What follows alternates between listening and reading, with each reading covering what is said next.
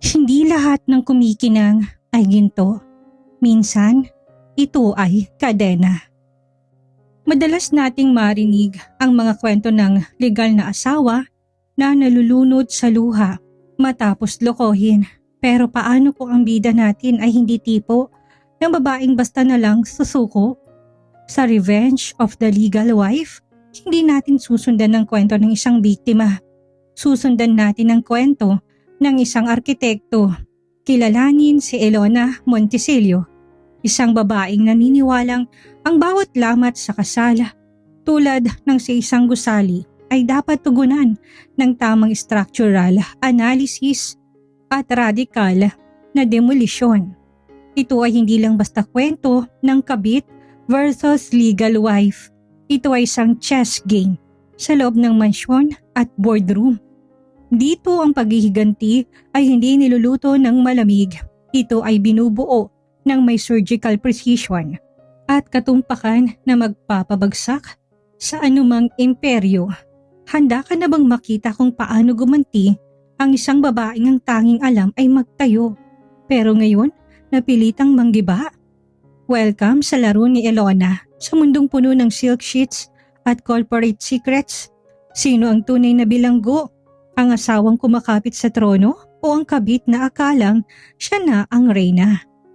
Buckle up dahil sa kwentong ito, ang bawat desisyon ay may kapalit at sa huli, ang pundasyon ng pagtataksil ay siguradong gugo.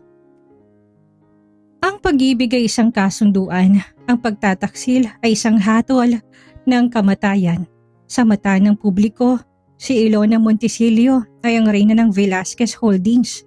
Ang matikas, matalinong arkitekto na tilang may perpektong buhay sa tabi ng kanyang milyonaryong asawang si Rafael. Ngunit ang bawat blueprint na ginuhit ni Ilona ay may nakatagong lamat. Ang kanilang mansyon na dating itinuring niyang tahanan ay naging isang malamig na mausoleo ng mga kasinungalingan. Lahat ay nagbago nang matagpuan niya ang susi sa isang lihim na penthouse sa sentro ng syudad. Doon nasaksihan niyang realidad na mas masakit pa sa anumang pagtataksil. Ang kanyang sariling protege at junior executive. Si Shena hindi lamang nakatira sa gintong hawla. Siya ang bagong asawa sa anino. Si Shena, ang babaeng dinala ni Ilona sa tuktok ng tagumpay, ay siya ring magnanakaw na handang pumatay para mapasa kanya ang lahat. Ngunit hindi si Ilona ang babaeng magpapakulong sa sariling lungkot, habang si Rafael ay nalulunod sa kanyang sariling debris at si Sheni naglalakad sa alapaap ng kanyang ambisyon, isang tahimik na bagyo ang nabubuo. Sa ilalim ng bawat ngiti ni Ilona ay ang isang strahitikong paghihiganti. Isang laro kung saan ang bawat galaw ay may katumpakan ng isang architectural masterpiece. Sa mundong puno ng yaman, kapangyarihan at mga lihim na itinatago sa ilalim ng mamahaling silk sheets, sino ang tunay na bilanggo? Ang legal na asawang handang sunugin ang kanyang sariling trono para lamang hindi ito makuha ng iba, o ang kabit na nag-aakalang ang pag-ibig ay sapat na sandata para manalo sa gyera ng mga elitista. Ang kasal ay isang vows, ang paghihiganti ay isang pangako. Ang bawat detalye ng mansyon ng mga Velasquez ay dinisign para maging perpekto, mula sa Italian marble floor na sumasalamin sa bawat takbang hanggang sa mga minimalist art pieces na nagkakahalaga na milyon-milyon. Ang bawat sulok ay sumisigaw ng yaman, kapangyarihan at kaayusan. Ngunit para kay Ilona, ang lahat ng ito ay nag-iisang malamig na entablado. Isang bahay na walang tibok ng puso. 3:00 ng madaling araw, nakaupo si Ilona sa dulo ng mahabang dining table na kayang maglaman ng 12 tao. Ngunit siya lang ang naruroon. Sa harap niya isang baso ng aged red wine na hindi niya nagalaw. Ang boses ng orasan sa dingding, ang tanging ingay na bumabasag sa katahimikan. Bawat tiktak ay tila isang martilyong tumatama sa kanyang dibdib. Ito na ang 2nd linggo na hindi umuwi si Rafael. Ang kanyang mga palusot ay laging predictable. Emergency board meeting, urgent client acquisition sa Singapore o hindi kaya confidential merger sa Dubai. Liars are like shadows. They follow you but they are never real. Bulong ni Ilona sa sarili. Pinahid niyang isang patak ng alak sa gilid ng baso. Bilang isang arkitekto, ang buong buhay ni Ilona ay nakabase sa precision. Naniniwala siya na ang lahat ng bagay ay may plano, may pundasyon at may structural integrity. Ngunit ang kanyang kasal may malalim na structural defect. Dahan-dahan niyang kinuha ang kanyang tablet mula sa ilalim ng mesa. Hindi niya ginamit ang password ng asawa. Ginamit niya ang sarili niyang software na siya mismong nag-develop, isang high-end tracking system na ikinabit niya sa ilalim ng sasakyan ni Rafael noong isang buwan. Noong unang pagkakataon na naamoy niyang pabango ng ibang babae sa mga suot nito, huminto ang blue dot sa isang lokasyon sa Bonifacio Global City. Hindi itong opisina, hindi rin ito ang business district. Ito ay isang exclusive high-rise condominium. Hindi na siya nagatubili, hindi na siya umiyak. Ang hapdi na naramdaman niya sa nakalipas na mga araw ay nagbago ng anyo. Naging isang matalas na lamig na dumadaloy sa kanyang mga ugat. Nagpalit siya ng suot na silk robe tungo sa isang itim na body-hugging dress. Tinignan niyang kanyang refleksyon sa salamin. Wala nang bakas ng asawang nagmamakaawa para sa atensyon. Ang nakikita niya ay isang babaeng handang bumaklas ng mga pundasyon. Pagdating niya sa harap ng penthouse unit, ramdam ni Ilona ang tensyon sa hangin. Gamit ang spare key na nakuha niya mula sa opisina ni Rafael noong nakarang buwan, isang susi na hindi niya akalaing magagamit niya, dahan-dahan niyang pinhit ang kandado. Ang unit ay hindi dinesign para sa negosyo. Ito ay disenyo para sa bisyo. Pagbukas ng pinto, bumungad ang amoy ng sandalwood at vanilla. Pabango na alam niyang hindi kanya. Naririnig niya ang mahinang musika at ang tawanan mula sa loob. Naglakad si Ilona nang walang ingay. Bawat hakbang ay may layunin. Rafi babe, ang tagal mo naman sa banyo. Akala ko ba sasabayan mo akong uminom? Isang boses na puno ng paglalambing. Pagliko ni Ilona sa living room, nakita niyang eksenang nagpabura sa huling hibla ng awa sa kanyang puso. Si Shena, ang kanyang junior executive na tinuruan niya ng lahat ng alam nito sa industriya, ay nakaupo sa isang velvet sofa, nakasuot ng silk robe na kapareho ng binigay ni Rafael sa kanya noong anniversary nila. Lumabas si Rafael mula sa banyo, nakatapis lang ng tuwalya. Ang buhok ay basa pa at nang magtamang kanilang mga mata, ang kulay sa mukha ni Rafael ay naglaho. Ilona, ang boses nito na nangangatog. Hindi sumagot si Ilona, na natiling matalas ang kanyang paningin. Tumingin siya kay Shena na ngayon ay halos hindi na makahinga sa takot. Nakita ni Ilona ang kumikinang nasingsing sa daliri ni Shena. Isang diamond ring na angkat at clarity ay eksaktong kapareho ng nasa vault ni Rafael sa mansyon. Ang ganda ng singsing mo, Shena, ani Ilona. Ang boses ay mahinahon pero puno ng nakamamatay na otoridad. Lumapit siya ng dahan-dahan. Alam mo ba kung bakit ganyan ang suot mo? Dahil ang mga bagay na itinatapon ko sa mga katulad mo napupunta. Ilona, hindi itong iniisip mo. Rafael, putol ni Ilona, hindi inaalis ang tingin kay Shena. Pag mo kung subukang utuin gamit ang mga linyang ginagamit mo sa bawat kliyenteng gusto mong makuha. Alam ko ang laro mo. Ang tanong lang, handa ka bang makita kung paano ka ito wawakasan? Tumingin si Ilona sa paligid. Bawat gamit, bawat disenyo ay pagtataksil sa kanya. Pero sa halip na sumigaw ngumiti siya, isang ngiti na nagpalamig sa buong silid. Shena, enjoyin mong penthouse na to, sabi ni Ilona habang naglalakad palabas. Dahil sa susunod na makikita natin ang isa't isa, hindi na kita titingnan bilang employee. Titingnan kita bilang asset na kailangan ko nang i-liquidate. Paglabas ni Ilona, hindi siya lumingon. Hindi siya humagulhol sa hallway. Dinukot niyang kanyang telepono at tinawagan ng kanyang divorce lawyer. Ituloy natin ang plano, utos niya. Gusto kong lahat ng assets na nakapangalan sa kanya ay ma-freeze bago sumikat ang araw. Sisimulan na natin ang demolisyon. Hindi nakatulog si Ilona habang ibang babae ay naglulupasay sa kama at hihilingin na sana'y panaginip lang ang lahat. Si Ilona ay abala sa pag-aaral ng financial statement at corporate bylaws ng Velasquez Holdings. Ang kanyang study room ay tila isang war room, puno ng mga blueprints, contracts at mga dokumentong magpapabagsak sa imperyo ni Rafael. 8:00 ng umaga, pagpasok ni Ilona sa headquarters ng Velasquez Holdings. Ramdam niyang pananahimik ng mga empleyado. Alam na nila, sa isang korporasyon na kasing laki nito, ang chismis ay kumakalat ng mas mabilis pa sa fiber optic internet. Ang stiletto ni Ilona ay tumutunog sa marmol na sahig, isang ritmo ng kapangyarihan at banta. Diretso siya sa opisina ni Rafael. Hindi siya kumatok. Pagbukas ng pinto, nandoon si Shanna. Nakaupo sa harap ng mesa ni Rafael at tila sinusubukang magmukhang boss. Ngunit nang makita si Ilona, bigla itong tumayo. Ang muka ay halatang galing sa puyat at nerbiyos. "Ma'am Ilona," nautal na bati ni Shanna. Tinitigan siya ni Ilona mula ulo hanggang paa. Ang suot ni Shanna ay designer suit na binayaran gamit ang corporate card ni Rafael. Isang malinaw na misappropriation of funds. "Shanna," wika ni Ilona. Ang boses ay kalmado ngunit may talim. Naglakad siya palapit hanggang sa magkaharap na sila. "Alam mo bang pinakamalaking pagkakamali ng mga baguhan sa architecture? Masyado silang nakatutok sa kagandahan ng facade.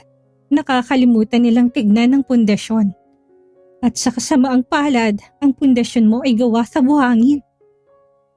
"Hindi niyo ako pwedeng paalisin dito," matapang na sagot ni Shanna, bagamat nanginginig ang mga kamay nito. "Si Mr. Velasquez ang nagbigay sa akin ng posisyong ito." "Rafael," pagtatama ni Ilona.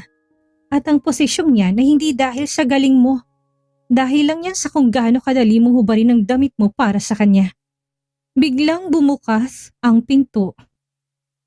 Pumasok si Rafael, hiningal at halatang tumakbo mula sa executive elevator. "Ilona, anong ginagawa mo dito? Umalis ka na." Hindi natinag si Ilona. Sa halip nilapag niyang isang thick folder sa mesa. "Rafael, divorce papers. At bago mo subukang punitin yan, basahin mo attached documents." Nalaki ang mga mata ni Rafael. Hindi lang ito basta divorce papers. Ito ay isang comprehensive forensic audit report na nagdedetalye ng mga ghost projects at tax evasion na ginawa ni Rafael sa loob ng 2 taon. Ang lahat ng perang ninakaw niya sa kumpanya para pondohan ang ikalawang buhay nila ni Shanna ay nakalista ng detalyado. "Paano mo nakuha to?" bulong ni Rafael na mumutla. "Ako ang architect ng kumpanyang ito, Rafael. Ako ang nag-design ng sistemang ginagamit ninyo. Akala nyo ba hindi ko mapapansin ang mga lamat sa accounting?" Ngumiti si Ilona, isang ngiting kasing lamig ng yelo. "Shanna, may 2 oras ka pa para linisin ang gamit mo at lumabas sa gusaling ito. Kung hindi, corporate espionage at embezzlement ang kasong isasampa ko sa inyo. At alam mo na hindi mo kakayanin ng legal team ko." "Hindi mo ito magagawa, Ilona. Asawa mo ko," sigaw ni Rafael. "Asawa?" Tumawa si Ilona, isang tunog na walang bakas ng saya. "Ang asawa ay kasama sa hirap at ginhawa. Ikaw, kasama ka lang sa pera at kama.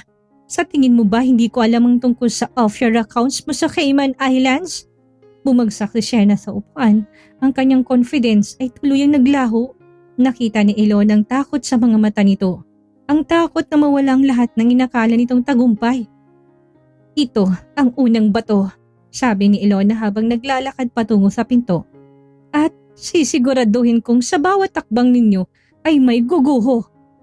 Paglabas ni Ilona, sinalubong siya ng mga bulungan ng mga empleyado, ngunit hindi siya lumingon. Ang Velasquez Holdings ay dati ng kanyang obra maestra at ngayon sisimulan niya ng gumuho ang sarili niyang disenyo upang baunin ang mga taong nagtraidor sa kanya. Ang bawat executive sa Velasquez Holdings ay nakarinig sa sigawan sa loob ng opisina ng CEO. Sa loob na wala pang 2 oras, ang balita tungkol sa divorce at ang nakabinbing kaso ng embezzlement ay naging wildfire. Si Ilona hindi na lang ang first lady ng kumpanya, siya nang kinatatakutang rina ng handang magpabagsak ng sariling kaharian. Habang naglalakad si Ilona patungo sa kanyang opisina, sa kabilang pakpak ng gusali ramdam niyang bigat ng mga mata ng mga empleyado na nakatingin sa kanya. Ang ilan ay may paghanga, ang iba ay may takot. Sa kabilang banda, sa loob ng opisina ni Rafael, ang kapaligiran ay parang isang pressure cooker. Hindi mo pwedeng hayaan na gawin niya ito sa atin, Rafi. Singhal ni Shena. Ang boses ay nanginginig sa galit at takot. Ang kanyang maayos na makeup ay bahagyang nagulo. Ang kanyang mga mata ay nagniningas sa kapaitang dulot ng kahihiyan. Kung mapapatunayan niya ang embezzlement, pareho tayong makukulong. Si Rafael ay nakatayo sa tabi ng malaking glass window, nakatingin sa malawak na syudad ng Makati. Ang kanyang mga kamay ay nakakuyom ng mahigpit. Alam ko, Shena, pero hindi mo kilala si Ilona. Kapag may kinuha siyang blueprint, sisiguraduhin niya na tamang bawat sukat ng pagganti niya. Kailangan natin siyang pahinain. Pagmumungkay ni Shena, ang kanyang boses ay naging isang madilim na bulong. Hindi sapat na depensahan lang natin ang sarili. Kailangan nating sirain ang reputasyon niya bago pa man niya maisampa ang kaso. Si Shena na dati junior executive na laging sunod-sunuran ay unti-unti na nagbabago. Ang kanyang pagmamahal kay Rafael ay napalitan ng survival instinct. Kung mawawalang yaman ni Rafael, mawawala rin ang lahat para sa kanya. Bandang 1:00 ng hapon, nakatanggap si Ilona ng isang courier package sa kanyang mesa. Wala itong return address. Pagbukas niya, tumambad ang isang USB flash drive at isang larawan. Sa larawan nakikita si Ilona na may kasamang isang lalaki hindi kilala, isang architectural consultant na nakatrabaho niya buwan nang nakalipas. Ang anggulo ng larawan ay mapanlinlang, mukhang may mali siya ang kanilang pag-uusap. Ito ang simula ng laro nila, naisip ni Ilona. Gusto nilang pagmukhain na may karelasyon din ako. Maya-maya ay pumasok ang kanyang sekretary, si Sarah. Ma'am Ilona, may gustong makipagkita sa inyo sa coffee shop sa ground floor. Sabi niya mahalaga daw impormasyon na dala niya tungkol sa financial records ni Mr. Velasquez. Tumayo si Ilona. Sige, susunod ako. Pagdating niya sa coffee shop, walang tao maliban sa isang lalaking nakatalikod. Nang lumingon nito, nakita ni Ilona si Shena. Hindi ito nag-iisa, may kasama itong isang reporter mula sa isang sikat na tabloid. Ilona, panimula ni Shena ang kanyang boses ay puno ng mapagkunwaring awa. Hindi ko akalain na aabot tayo sa ganito, pero dahil hindi mo naisip ang image ng kumpanya, napilitan kaming kumilos. Nilabas ng reporter ang kanyang kamera at sinimulang kunan ng litrato sa Ilona. Mrs. Velasquez, totoo ba na may affair kayo sa consultant ninyo? May mga litratong kumakalat ngayon sa social media. Naramdaman ni Ilona ang init na dugo sa kanyang ulo, ngunit nanatiling kalmado ang kanyang muka. Isang malawak na ngiti ang sumilay sa kanyang mga labi. Isang ngiting hindi inaasahan ni Shena. Shena, napakagaling mo talagang umakting. Wika ni Ilona habang dahan-dahan na lumalapit. Sa tingin mo ba, hindi ko alam na ikaw nag-upload ng mga litratong yan? Alam mo ba kung anong pinagkaiba natin? Ano? Matapang na sagot ni Shena. Ako, ang architect ng gusaling ito. Alam ko kung nasaan ang bawat CCTV camera. At sa oras na to, lahat na nangyayari sa coffee shop na to ay live na napapanood sa boardroom ng ating mga investors. Namutla si Shena. Lumingon siya sa paligid at nakita ang mga kamera na nakatutok sa kanila. At ikaw, baling ni Ilona sa reporter. Ang pagkakalat ng maling impormasyon tungkol sa isang publicly listed company ay isang mabigat na krimen. Kung gusto mong mawala ang lisensya mo at mabulok sa kulungan, ituloy mo ang pagkuha ng litrato. Tumakbo palayo ang reporter, iniwan si Shena na mag-isa. Shena? Bulong ni Ilona sa tenga ng babae habang dinadaanan niya ito. Ang laso na inihanda mo ay ikaw mismo ang iinom. Hindi mo ko kayang talunin sa sarili kong laro. Sa oras na yon, alam ni Ilona na hindi na lang ito laban sa pag-ibig. Ito ay laban para sa kanyang pangalan at handa siyang tapusin ito ng walang konsiderasyon. Ang boardroom ng Velasquez Holdings ay nababalot ng tensyon na halos makaputol ng hinga. Ang mga investor at board members ay nakaupo sa paligid ng mahabang mahogany table. Ang kanilang mga muka ay kasing tigas ng semento. Sa malaking projection screen sa harap, paulit-ulit na pinatutugtog ang kuha ng CCTV mula sa coffee shop. Ang pagkakataong sinubukan ni Shena na itanim ang mapanirang narrative laban kay Ilona. Si Rafael ay nakaupo sa dulo ng mesa. Ang kanyang ulo ay nakayuko. Ang kanyang mga kamay ay nanginginig sa ilalim ng mesa. Si Shena na nakatayo sa isang gilid ay parang isang manikang nawalan ng hininga. Ang kanyang reputasyon bilang rising star ng kumpanya ay winasak ni Ilona sa loob lamang ng 3 minuto. Ang gulo na ito ay hindi na lang personal, wika ni Mr. Santos, ang pinakamatandang board member. Ito ay nagiging liability na sa ating mga shareholders.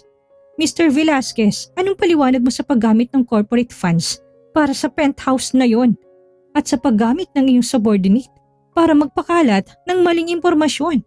Hindi makasagot si Rafael. Lumingon siya kay Ilona na nakaupo sa kabilang dulo. Ang kanyang tindig ay perpekto. Ang kanyang blazer ay walang lukot at ang kanyang mga mata ay parang laser na nakatutok sa asawa. Ang mga dokumentong ilapag ko sa inyong mga mesa, simula ni Ilona. Ang boses niya ay malinaw at puno ng otoridad. Ay hindi lang patunay ng misappropriation of funds. Ito ay detalyadong talaan na kung paano unti-unting nilalasan ni Shena ang operasyon ng kumpanya mula sa loob. At si Rafael, lumingon siya sa asawa, ay naging bulag dahil sa kanyang sariling kahinaan. Ilona, pakiusap. Pag-usapan natin to ng private. Pagsusumamo ni Rafael, ang boses ay halos pabulong na. Private? Natawa si Ilona ng mapait. Ang lahat ng pagtataksil mo, Rafael, ay hindi mo ginawang pribado. Ginawa mo kung katatawanan sa harap ng buong industriya. Sa tingin mo ba ay may karapatan ka pang humingi ng pribadong usapan? Tumayo si Ilona at naglakad sa paligid ng mesa. Bawat takbang niya ay tila pagmamarka ng teritoryo. Huminto siya sa likod ni Shena na nanginginig na ang tuhod. Shena, bulong ni Ilona sa tenga nito. Sapat para marinig ng mga nasa loob ng boardroom. Sabi mo, gusto mong maging reyna, hindi ba? Pero isang reyna ay marunong magsakripisyo. Ikaw, ang kaya mo lang gawin ay mag-agaw at ngayon wala ka nang maaagawan pa. Hinarap ni Ilona ang board.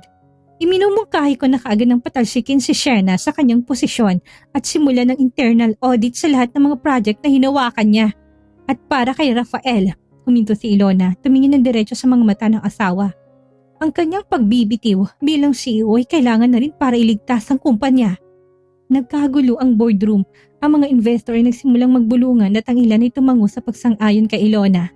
Ang plano ni Ilona ay hindi lang para makaganti. Ito ay isang surgical strike sa korporasyon. Hindi niyo ako pwedeng tanggalin! Sigaw ni Shena.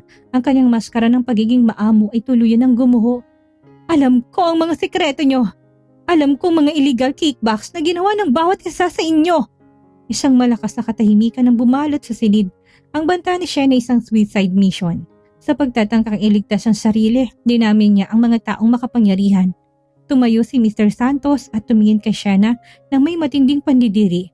Security, ilabas niyong babaeng ito. Ngayon din! Habang kinakaladkad ng mga security guard si Shena palabas, sumigaw ito ng sumpa. Hindi pa tayo tapos, Ilona! Sisiguraduhin ko na magdurusa ka! Hindi man lang kumarap si Ilona, nanatili siyang nakatayo at ang kanyang muka ay kasing lamig ng yelo. Tumingin siya kay Rafael na ngayon ay para ng isang taong nawala ng malay. Rafael, sabi ni Ilona, ang boses ay mahinahon pero puno ng panganib. Ito pa lang ang simula. Ang penthouse, ang pera, ang reputasyon mo, lahat yan ay unti-unti kong babawiin. Sa arkitektura, kapag ang isang gusali may maling pundasyon, hindi mo to inaayos. Kinigiba ito. Paglabas ni Ilona sa boardroom, hindi siya humarap sa kahit na sino. Alam niyang sa labas ng pintong yon, isang mas madilim na bahagi ng larong naghihintay. Pero wala siyang pakialam. Siya ang architect ng kanyang sariling kapalaran. At ang guhit ng paghihiganti ay bago pa lang nagsisimula. Ang Velasquez Holdings ay tila isang barkong tumatama sa iceberg. Ang balita sa pagpapatalsik kay Shena at ang suspension ni Rafael ay kumalat na sa buong bansa. Sa loob ng mansyon, ang dating marangyang tahanan ay naging kulungan ng tensyon at pagkabalisa. Si Rafael ay nakaupo sa loob ng kanyang home office. Ang mga document at financial reports ay nakakalat sa sahig na parang mga tuyong dahon. Umiinom siya ng whiskey. Ang boses niya ay paus at basag. Nang pumasok si Ilona, hindi na siya ang sawang dati nagmamakaawa. Ngayon isa na siyang taong puno ng galit na hindi alam kung saan ibabaling. Ano, masaya ka na ba? Tanong ni Rafael, ang kanyang mga mata ay mapula at puno ng pait. Winakasan mo ang karera ko. Winakasan mo ang buhay na pinaghirapan kong buuin. Humarap si Ilona sa kanya. Hawak ang isang baso ng tubig, isang simbolo ng kanyang kalinawan sa gitna ng kaguluhan ni Rafael. Ang buhay na pinaghirapan mo? Rafael, ang kumpanyang ito ay naging matagumpay dahil sa design ko, sa dedikasyon ko at sa pundasyon na ako mismong naglatag. Ikaw, anong ginawa mo lang ay sirain ang tiwala na binuo natin sa loob ng 10 taon. Tumayo si Rafael at sinubukang lumapit kay Ilona. Ngunit tumakbang si Ilona ng paurong. Huwag kang lalapit. Ang amoy mo, ang boses mo, ang lahat ng sayo ay nagpapaalala sa akin kung gaano ko naging tanga sa loob ng mahabang panahon. Ilona, nagkamali ako. Si Shena, lason siya. Ginayuman niya ako. Pinaniwala niya ako na kailangan ko siya. Pagmamakaawa ni Rafael, ang boses ay nanginginig. Napatawa si Ilona ng matigas. Ginayuma? Rafael, lalaki ka na may sariling isip. Huwag mong isisi sa ibang kahinaan ng sarili mong pagkatao. Ang totoo, pinili mo ang gulo dahil akala mo'y lagi may sasalo sa'yo.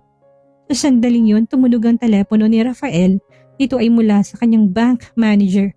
Nang sagutin niya to, ang kanyang muka ay biglang namutla. Ano? Hindi pwede. Paanong na-freeze ang mga accounts ko? Tumingin siya kay Ilona na ngayon ay may mapaglarong ngiti sa kanyang mga labi. Sabi ko naman sa iyo, Rafael, ang paghihiganti isang laro na nilalaro lang na may katumpakan. Hindi ko lang kinuha ang posisyon mo sa kumpanya. Inayos ko rin ang lahat ng legal documents na magpapalipat ng kontrol ng lahat ng ating joint assets sa isang trust fund na ako lang ang may hawak. Wala ka ng pera. Wala ka ng kapangyarihan. Wala kang karapatan, sigaw ni Rafael. Ang kanyang boses ay umalingaw-ngaw sa buong mansyon. Sinubukan niyang hablutin ang bag ni Ilona. Ngunit agad na lumabas ang 2 bodyguard na kinuha ni Ilona para sa kanyang seguridad. May karapatan ako dahil akong naging matalino sa ating dalawa, kalmadong sagot ni Ilona. Ngayong gabi, ang mansyong ito, ang mga kotse at bawat gamit na hinawakan mo, lahat yan ay hindi na sayo. Eviction notice ang matatanggap mo bukas ng umaga. Si Rafael ay parang tinamaan ng kidlat. Ang kanyang mga luha ay nagsimulang pumatak, hindi dahil sa pagsisisi, kundi dahil sa pagkalugi ng kanyang ego. Shena, bulong ni Rafael. Shena, si Shena ang may kasalanan nito. Huwag mong idamay ang babaeng yon, sabi ni Ilona habang naglalakad patungo sa pinto. Dahil sa susunod nating pagkikita, hindi na lang si Shena ang mawawala sa buhay mo. Mawawala ka na rin sa kasaysayan ng pangalang Velasquez. Paglabas ni Ilona sa opisina, narinig niyang paghagulhol ni Rafael. Hindi siya lumingon sa kanyang isipan. Ang bawat luha ni Rafael ay isang brick na nagpapatibay sa bagong gusali ng kanyang buhay. Tapos na ang yugto ng pagiging biktima. Simula na ng yugto ng pagpaparusa. Ang mansyon ay naging tahimik muli, pero ang katahimikang ito ay puno ng bagong kapangyarihan. Si Ilona na ang may kontrol at si Rafael, isa na lang siyang anino na nakaraan na unti-unting binubura. Ang gabi ay nababalot ng makapal na ulap, tila sumasalamin sa bagyo sa buhay ni Shena. Matapos palayasin sa kumpanya at hiwalayan sa paraang hindi niya inaasahan, ni Rafael ang penthouse na dati niyang tinuring na palasyo ay naging kulungan ng kanyang mga pangarap na gumuho.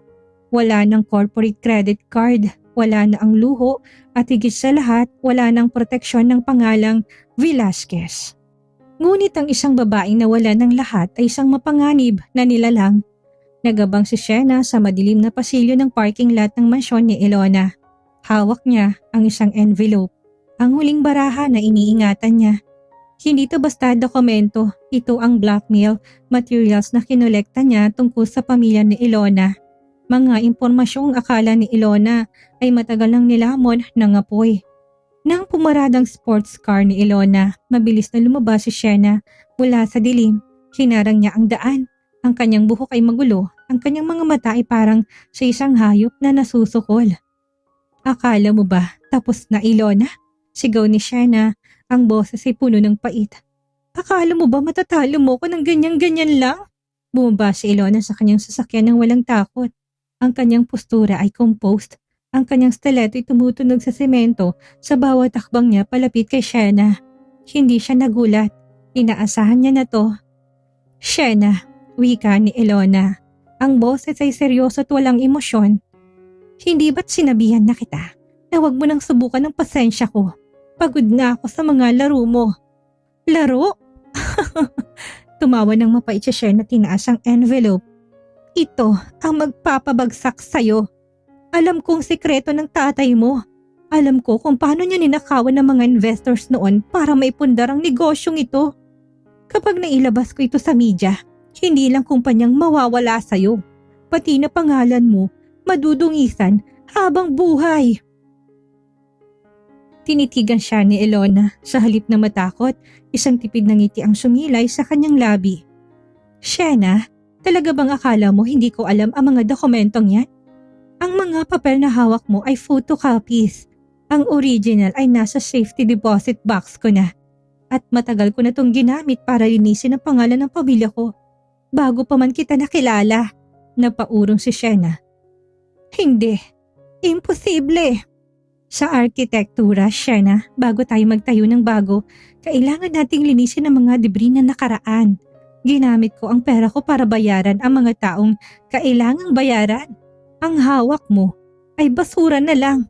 Hindi natinag si Shena. Mabilis siyang bumunot ng isang maliit na bagay mula sa kanyang clutch bag, isang pepper spray at tinutok to sa mukha ni Ilona. Kahit na ano sabihin mo, masakit ka pa rin magnanakaw ng buhay. Akin dapat si Rafael! Akin dapat ang trono! Bago pa man ito maiputok ni Shena, mabilis na naunahan siya ni Ilona. Hinawakan ni Ilona ang pulso ni Shena at binaluktot ito ng madiin. Ang sakit ay nagdulot upang mabitawan ni Shena ang pepper spray. Ang trono'y para sa Reyna, Shena. Ikaw? Isa ka lang dekorasyon na napagkamalang Reyna dahil sa kapal ng makeup mo. Tinulak ni Ilona si Shena ng malakas dahilan upang mapaupo ito sa malamig na semento. Lumapit si Ilona sa kanya at yumuko ng bahagya. Ang kanyang mukha ay ilang pulgadan lang ang layo sa mukha ni Shena. Makinig ka ng mabuti, bulong ni Ilona. Ang boses ay malamig na parang yelo. Ang mga taong katulad mo, hindi nararapat sa mundo ko.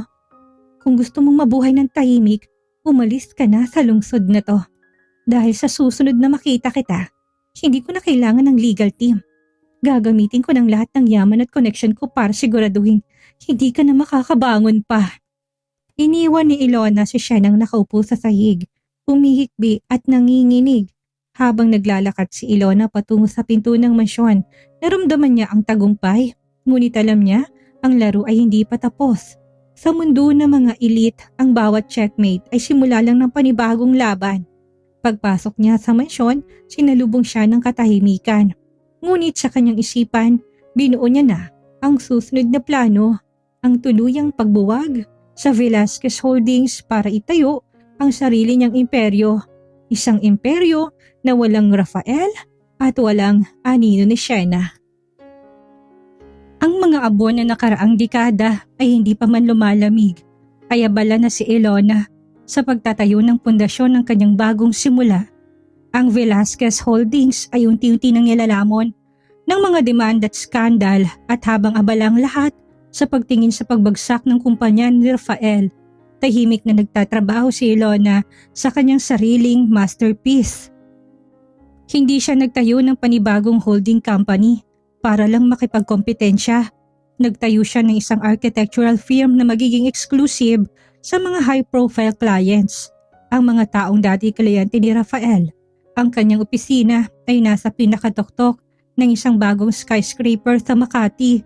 Isang disenyo na siya mismong gumawa, minimalist, matalim at nagbibigay ng pakiramdam na ikaw ang may hawak sa buong syudad. Ma'am Ilona, pagtawag ni Sarah, ang kanyang tapat na sekretarya. Narito na mga investors mula sa Singapore Group. Silang mga dating key stakeholders ng Velasquez Holdings. Tumayo si Ilona. Sinuot niya ang kanyang bespoke white blazer. Simbolo ng kanyang bagong pagkatao. Papasukin mo sila, Sarah, at siguraduhin nakahanda ng mga contracts. Ngayon natin lilinisin ang mundo ng mga Velasquez. Pagpasok ng mga investors, ramdam ang pag-alinlangan sa kanilang mga mukha. Kilala nila si Ilona bilang asawa ni Rafael at alam nilang ang kumpanya ni Rafael ay nasa bingit ng pagguho.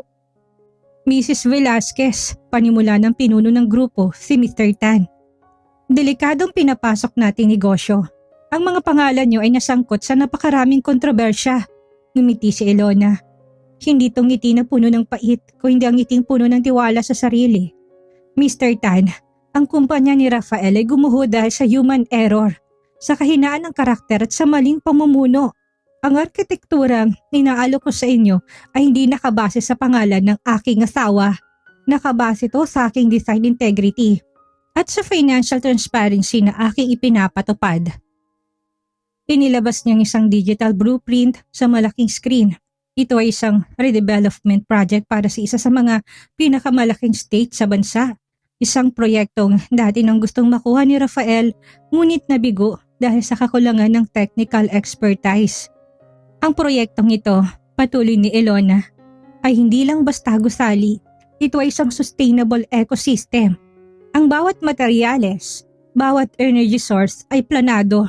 Ito ang hinaharap. At kung sasali kayo sa akin, hindi lang kayo kikita.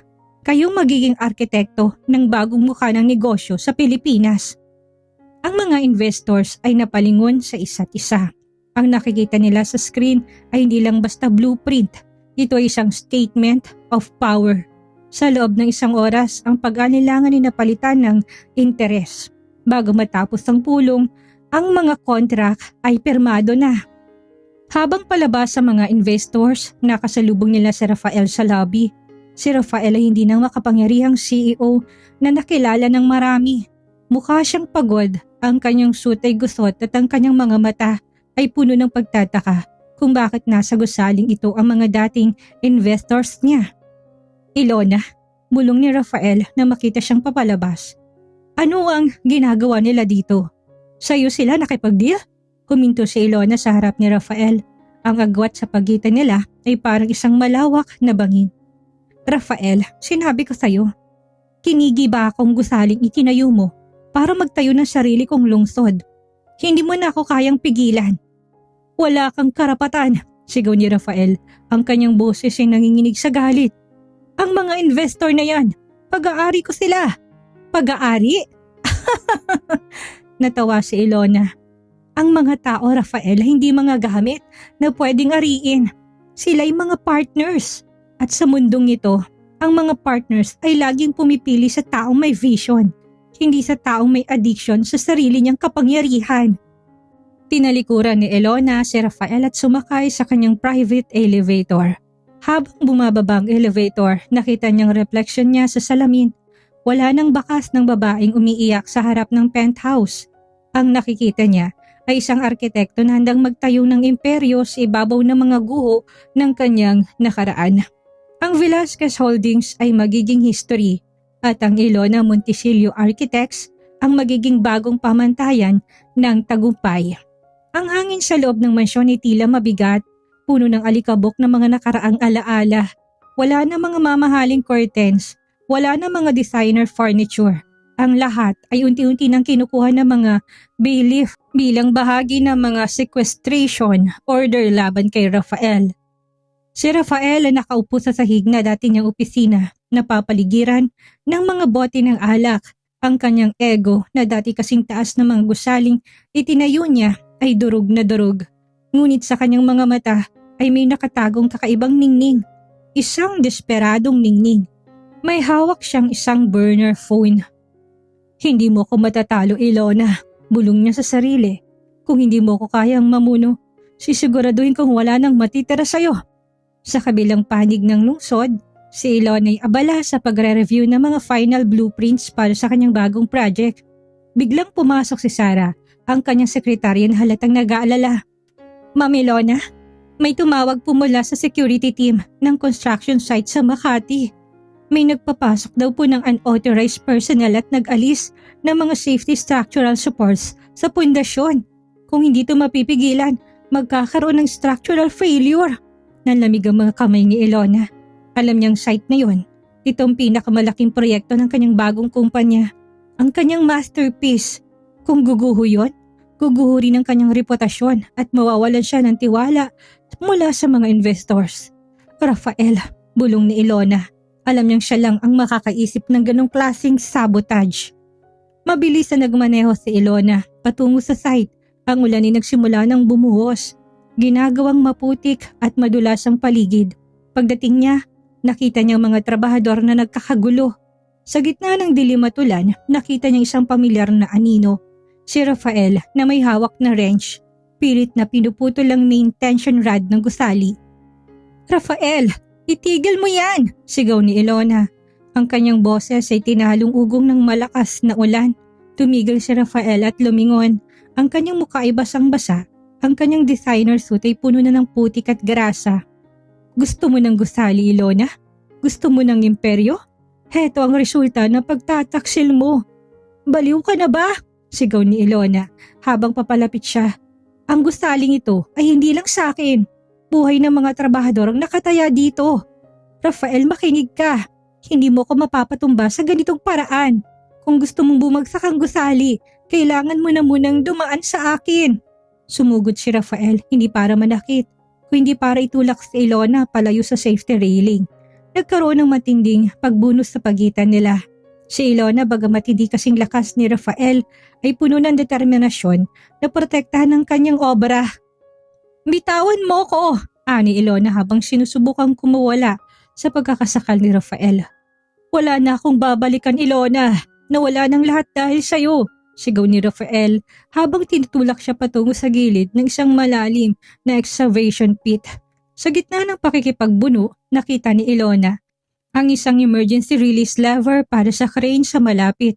Gamit ang natitira niyang lakas, sinipa niyang binti ni Rafael at agad na kinuha ang lever. Ang crane hook ay biglang bumaba, humarang sa pagitan nila, dahilan upang maapaatras si Rafael. Sa isang iglap, dumating ang mga pulis na tinawagan ni Sarah. Agad nilang pinalibutan si Rafael. Rafael Velasquez, anunsyo ng pulis. Arestado ka sa kasong attempted sabotage, property damage at endangerment of public safety. Habang kinakabig ng posas ang mga kamay ni Rafael, tumingin siya kay Ilona nang may halong puot at pagsisisi. Hindi pa tapos ang lahat, Ilona. Ang pangalan ko sisira sa iyo hanggang sa uli. Tinignan siya ni Ilona ng diretso sa mata. Hindi ang pangalan mong sumira sa akin, Rafael. Ang mga aksyon mong sumira sa sarili mo. At ngayon wala ka ng architectural plan para itamang pagkakamali mo. Habang sinasakay si Rafael sa patrol car, huminga ng malalim si Ilona. Ramdam niyang pagod pero higit sa lahat, ramdam niyang kalayaan. Ang huling pagtatangka ni Rafael na wasakin siya'y naging mitya lamang ng kanyang sariling katapusan. Ang kinabukasan ay dumating na may kasamang matinding ingay. Ang headline ng bawat pahayagan at online news portal ay nakatuon sa isang bagay lamang, The Fall of a Titan. Rafael Velasquez arrested at construction site. Sa gitna ng kaguluhan, si Ilona ay nakaupo sa kanyang private lounge. Sa kanyang harap ay ang mga PR experts at legal team. Ang kapaligiran ay malinis, organisado at tahimik, isang malaking kaibahan sa magulong buhay na iniwan ni Rafael. Ma'am Ilona, kailangan nating ilabas ang press statement ngayon din, wika ng kanyang PR head. Ang mga investors ay nag-aalala. Kailangan nating ipakita na ang Ilona Monticello Architects ay hindi apektado ng personal na drama ng iyong asawa o dating asawa, tumango si Ilona. Hindi lang basta statement ang ilalabas natin. Magkakaroon ako ng live press conference sa loob ng 1 oras. Ma'am, baka mapanganib yan, babala ng kanyang abogado. Baka tanungin kayo tungkol sa mga illegalities na ginawa ni Rafael sa kumpanya niyo noon. Ngumiti si Ilona, isang ngiting bakal. Hayaan niyo silang magtanong. Handa ng lahat ng ebidensyang nagpapatunay na ang lahat ng maling desisyon ay galing kay Rafael. Oras na para linisin ang aking pangalan gamit ang mismong blueprint ng katotohanan. Pagdating sa venue ng press conference, bumungad ng mga camera flashes at tila mga kidlat na bumabasag sa kadiliman. Daang-daang media personnel ang nagagawan para sa isang anggulo. Nang lumabas si Ilona, nakasuot siya ng isang sharp navy blue power suit. Ang kanyang buhok ay nakatali ng maayos at ang kanyang tindig ay nagpapahiwatig na isang babaeng hindi kayang patumbahin ng anumang bagyo. Pag-upo niya sa harap ng podium, naging tahimik ang buong silid. "Good afternoon," panimula niya. Ang boses ay matatag at malinaw. "Maraming tanong tungkol sa mga pangyayari kagabi. Hindi ako narito para magbigay ng excuse para sa mga aksyon ni Rafael Velasquez. Nandito ako para protektahan ang integridad ng aking trabaho at ang kinabukasan ng aking kumpanya." Isang reporter ang agad na nagtaas ng kamay. "Mrs. Velasquez, totoo bang alam niyo ang lahat ng illegal transactions ni Rafael noon? Pero nanahimik kayo?" Tumingin si Ilona sa reporter ng direkta. "Nanahimik ako? Hindi. Nag-iimbestiga ako, isang arkitektong marunong magbasa ng mga hidden structures. Noong natuklasan ko mga lamat sa pundasyon ng aming negosyo, gumawa ako ng paraan para pigilan ang tuluyang pagguho. Ang lahat ng ebidensya ay naisumiti ko na sa mga otoridad. Kung may pananagutan ako, ito yung pagiging masyado mapagtiwala sa isang taong hindi karapat-dapat sa tiwala." Nagbulungan ng mga tao, nilabas ni Ilona ang isang folder. Dito sa loob ng folder na to ay ang lahat ng audit reports na nagpapatunay ng lahat ng assets na ginamit ni Rafael sa kanyang mga maling project ay hiwalay sa aking mga personal accounts at sa mga project na hawak ko. Sa bawat sagot ni Ilona, unti-unting napapawi ang pagdududa. Pinakita niyang isang babaeng matalino, handa't higit sa lahat matatag.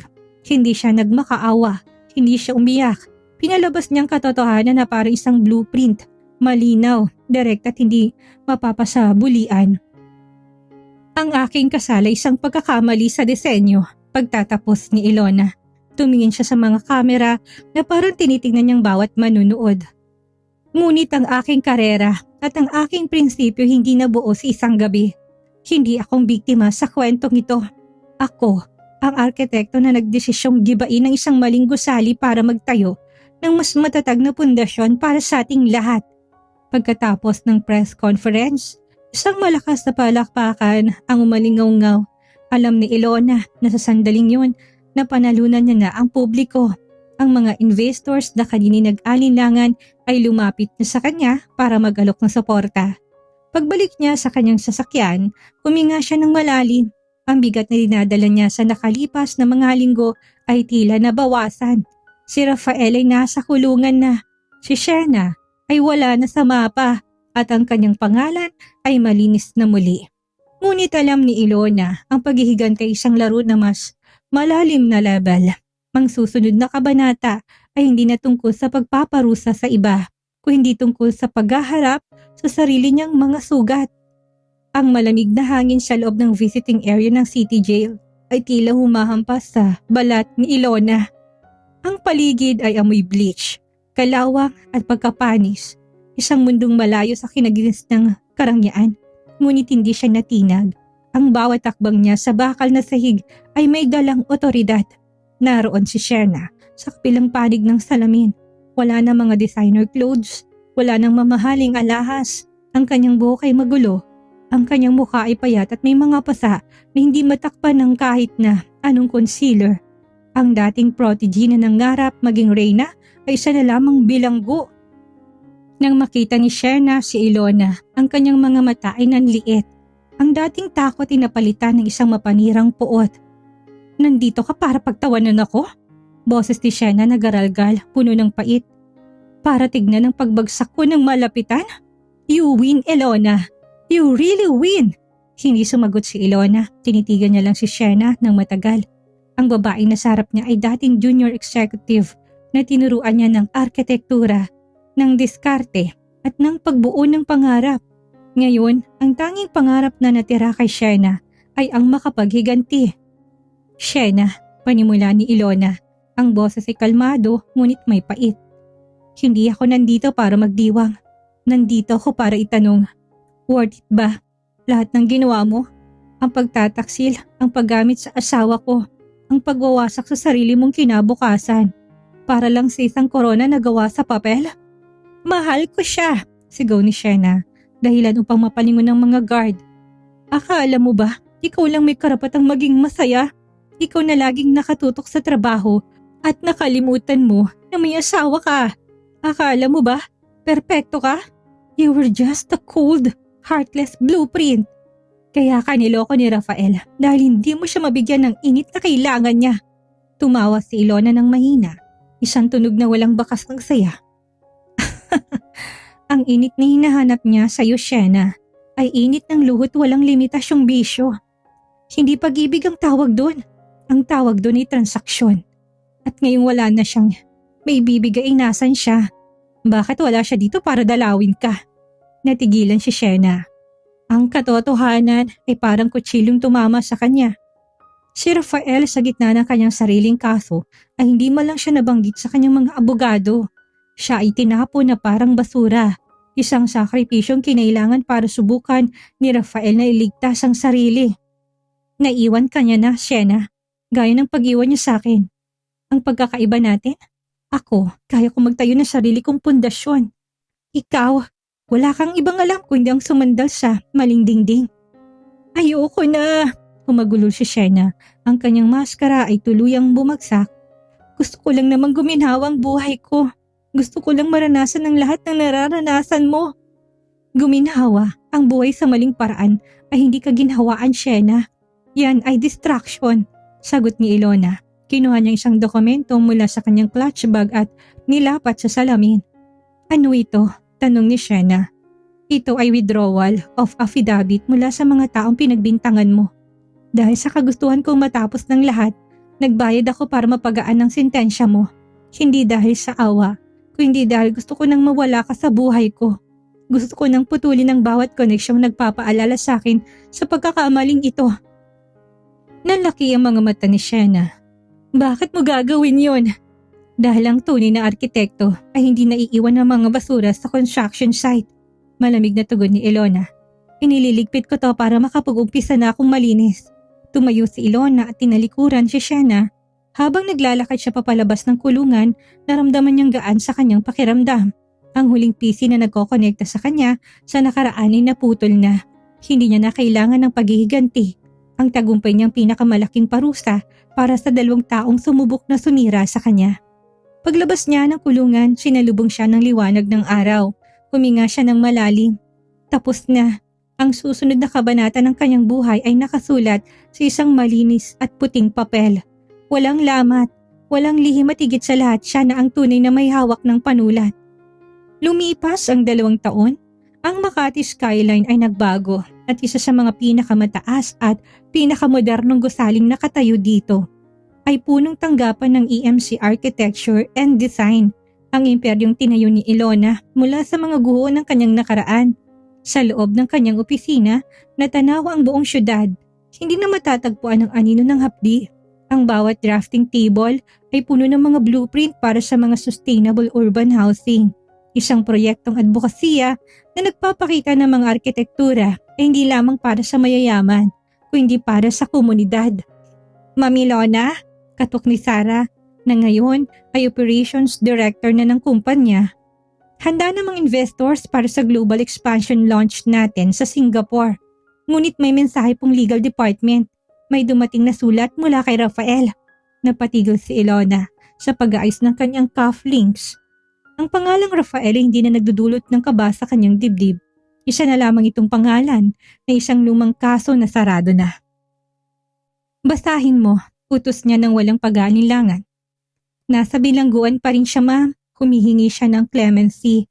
Sinasabi niyang hindi niya na kayang kondisyon sa loob at nais niyang humingi ng tawad para sa huling pagkakataon. Tumayo si Ilona at naglakad patungo sa malaking salamin. Tinignan niya ang kanyang refleksyon. Ang mga linya sa kanyang mukha ay hindi bakas na katandaan o hindi na mga aral. Ipadala mong mensahe sa abogado ko. Sabihin mo sa kanya ng kapatawaran hindi isang karapatan na ibinibigay sa mga taong nagkasala. Ito ay isang desisyon na ginagawa ng taong nasaktan para sa sarili niyang kapayapaan. Ngunit hindi ito nangangahulugan ng pagbabalik sa nakaraan. Ibig niyo po bang sabihin, ma'am? Sabihin mo sa kanya na hindi ko siya patatawarin pero hindi ko na rin siya lalabanan. Ang pagkakakulong niya ang kanyang parusa. Ang pagkalimot ko ang aking kalayaan. Pagkatapos ng maikling pag-uusap, bumalik si Ilona sa kanyang trabaho. Ito ang peak ng kanyang karera. Ang EMC Architecture ay kinikilala na hindi lang sa Pilipinas kundi sa buong Asya. Ngunit higit sa mga awards at milyong-milyong kontrata, ang pinakamalaking tagumpay ni Ilona ay ang kapayapaan ng kanyang isipan. Sa hapon na yun, nagpunta si Ilona sa isang public park na siya mismong nagdisenyo.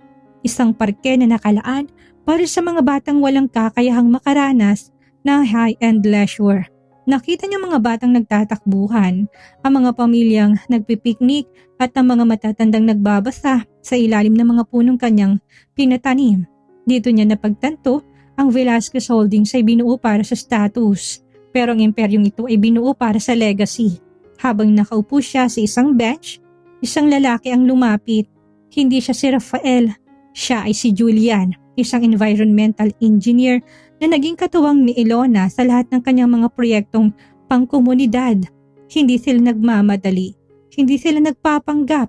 Ang kanilang relasyon ay binuo sa respeto at sa ibinahaging pangarap na ayusin ang mundo.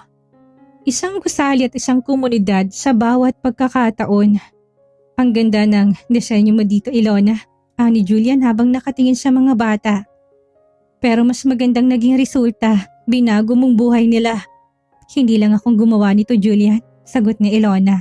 Habang hinahawakan ng kamay nito, ginawa natin to. Ang pundasyon ng gusaling ito ay hindi lang semento at bakal. Ito ay pag-asa. Sa sandaling yon, alam ni Ilona na tapos ng kanyang shadow of the legal vow. Ang vow o panata na dati isang kadena ay naging isang liwanag na nagdadirekta sa kanya sa isang mas makabuluhang bagay. Wala ng penthouse ng gintong hawla. Ang mundo niya nang naging malawak na espasyo kung saan siya malayang makakalikha. Ang huling araw sa pagbubukas ng EMC headquarters ay isang makasaysayang pangyayari.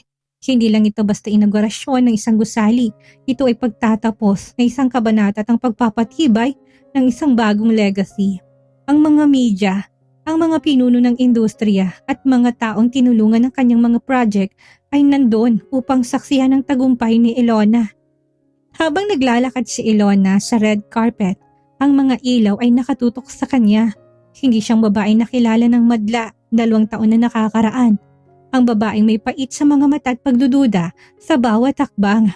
Ngayon siya isang reyna ng korona ay hindi nakuha sa kasal kung hindi sa sariling sikap at talino. Pag-akyat niya sa entablado, tumahimik ang buong bulwagan.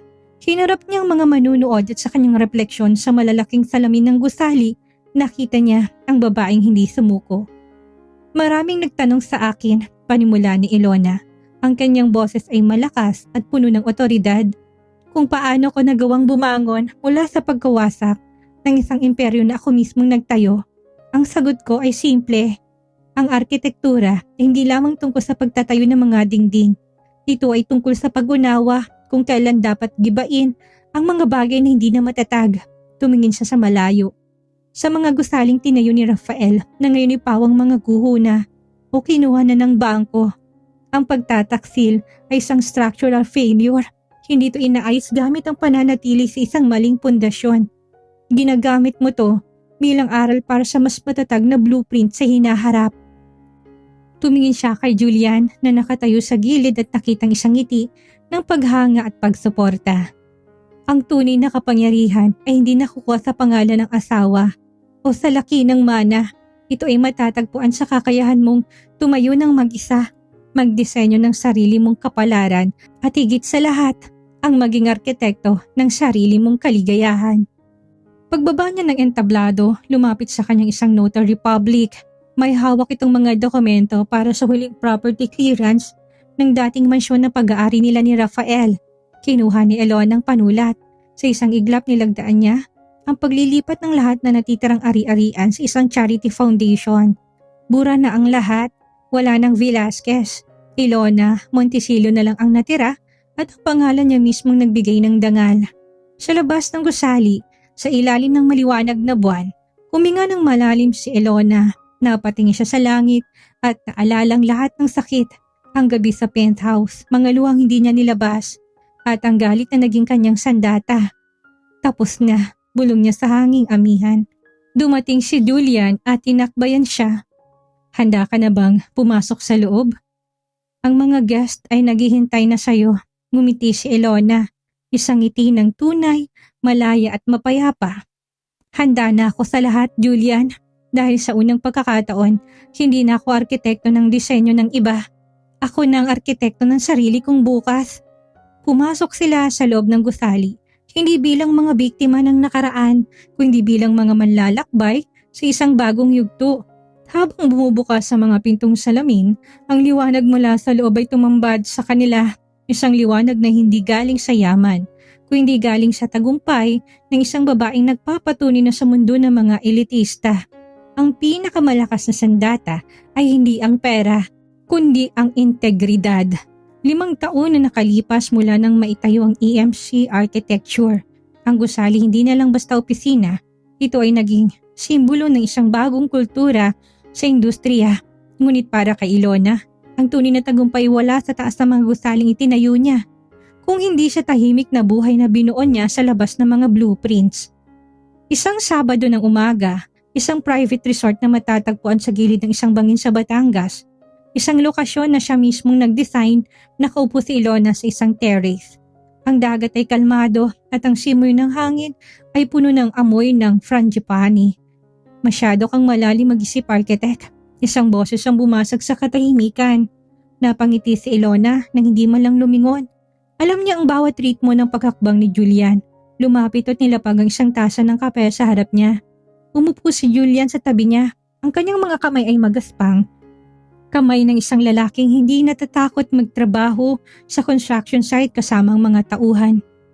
Ini-inspection ko lang ang design, biro ni Ilona, habang tinuturong infinity pool na tila humahalik sa abot tanaw. Sa tingin mo, balanse bang anggulo ng araw sa lounge area? Tumawa si Julian at tinakbayan siya. Ilona, itong bakasyon natin.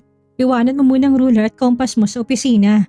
Dito, ang tanging kailangan nating sukatin ay kung gaano kahabang oras na pwede nating gugulin sa pagtitinginan. Humarap si Ilona kay Julian. Sa loob ng 5 taon, si Julian ang naging matatag na pundasyon na hindi niya kailanman inaasahang mahahanap. Hindi siya katulad ni Rafael na mahilig sa karangyaan at kapangyarihan. Si Julian ay mahilig sa payak na buhay, sa mga pro bono projects at sa pagpapatibay ng relasyon nilang walang halong hidden agenda. Salamat. Mahinang wika ni Ilona. Para saan? Para sa paghihintay ng mga panahong durog pa ako. Nung mga panahong puro paghihiganti lang ang nasa isip ko. Hindi ka bumitaw. Hinawakan ni Julian ang pisngi ni Ilona. Hindi kita hinintay, Ilona. Sinamahan kita. Ibang maghintay sa isang taong hindi mo alam kung babalik. Sa pagsama sa isang taong unti-unting muling nabubuo, nakita kong bawat lamat mo. At mas minahal kita dahil sa mga lamat na yon. Mula sa loob ng bahay, narinig nilang tawanan ng isang bata. Si Maya, ang kanilang 3 taong gulang na anak na may hawak na laruang building blocks. Tumakbo ito palapit sa kanila. Dalang isang istruktura na gawa sa kahoy. Mommy, Daddy, look! I built a home! Sigaw ni Maya. Lumuhod si Ilona at kinuhang bata. Tinignan niyang gawa ni Maya. Isang simpleng bahay na walang marangyang dekorasyon, ngunit matatag ang pagkaka-assemble. Ang ganda, anak, ani Ilona. Habang tumutulong isang masayang luha, tumingin si Julian kay Ilona. Ang mga mata ay puno ng pagmamahal. See, yan ang pinakamagandang masterpiece na nagawa natin. Hindi ito kailangan ng high-end materials. Kailangan lang nito ng tamang pundasyon ng pagmamahal. Sa sandaling yun, napagtanto ni Ilona na ang buhay hindi isang gusali na kailangan maging perpekto para humangang mundo. Ang buhay isang lugar kung saan ka pwedeng maging totoo, magkamali at bumangon muli. Wala nang mga anino ng nakaraan, ang legal vow na naging sumpa ay napalitan na ng isang panibagong sumpa.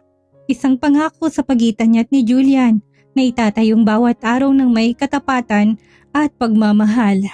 Habang pinapanood nila ang paglubog ng araw, alam ni Ilona na wala na siyang kailangang patunayan pa.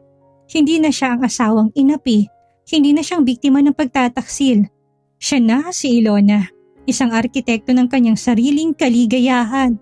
Isang asawa, isang ina, at higit sa lahat, isang babaeng tunay na malaya. Madalas nating isipin na kapag nasira ang isang relasyon ay parang gusaling gumuho ng ating buong pagkatao. Pero ipinakita sa atin ni Ilona na ang pinakamahalagang structural design na dapat nating pagtuunan ng pansin ay ang sarili nating pundasyon. Hindi tayong mga biktima sa disenyo ng iba, tayo ang mga arkitekto ng sarili nating bukas. Ano nga bang aral na maiuwi natin mula sa kwentong ito? Una, ang vow panatay hindi tungkol sa pagmamahal sa ibang tao. Ito ay panata rin natin sa sarili nating dangal. Kapag ang isang kasunduan ay naging kadena, may kapangyarihan tayong baklasin ito. Hindi kahinaan ang magdesisyong tumigil o magdesisyong gibain ang isang maling sitwasyon. Minsan, ito ang pinakamatapang na desisyong magagawa mo para sa iyong mental health at kinabukasan. Pangalawa, ang paghihiganti ay pansamantala, pero ang pagbangon ay permanente. Maaaring masarap sa pandinig ang makitang gumuho ang mga taong nanakit sa atin. Pero ang totoong tagumpay ay hindi nakabase sa bagsak nila. Ito ay nakabase sa kung gaano kakahusay makapagpatayo ng sarili mong tagumpay pagkatapos ng unos. At higit sa lahat, tandaan natin, hindi mo kailangan ng gold cage para maging reyna.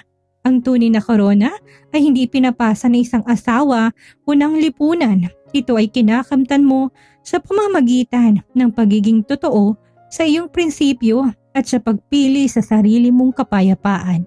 Salamat sa pagsama sa pagbuhay sa kwentong ito. Hanggang sa muli nating pagtalakay sa mga kwentong may hugot, may aral at higit sa lahat, may pag-asa.